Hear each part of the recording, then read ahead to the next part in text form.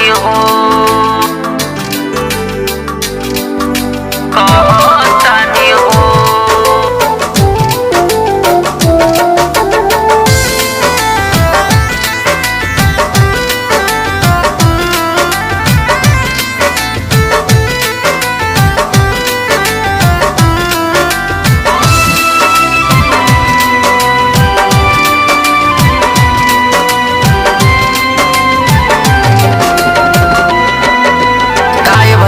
ऐसी माई बाप के करबो लोगिन सुना। माई बापू के अपन ना कब दुख दीहा, सच बात कहतानी हो। माई बापू के अपन ना कब दुख दीहा, सच बात कहतानी हो। बड़ा भाग से माई बापू तो नसीब होला, सच बात कहतानी हो, कहतानी हो, कहतानी हो।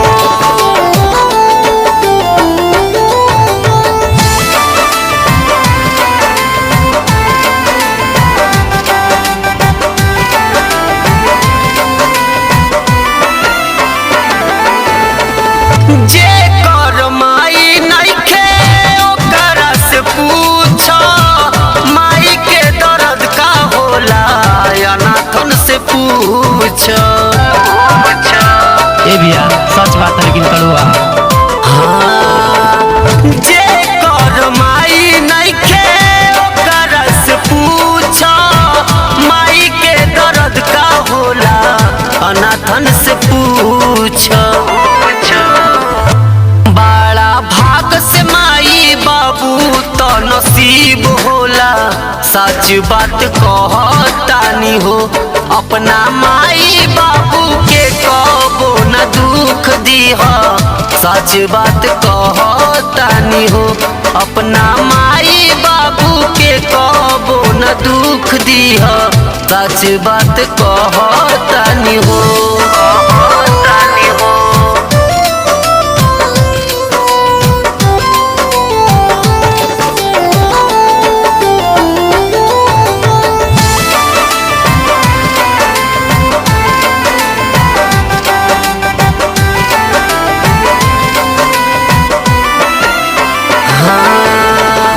बापी के दिल से निकला ताई बात कड़ुआ, एक पेट खाए खातिर देला तकलीफवा।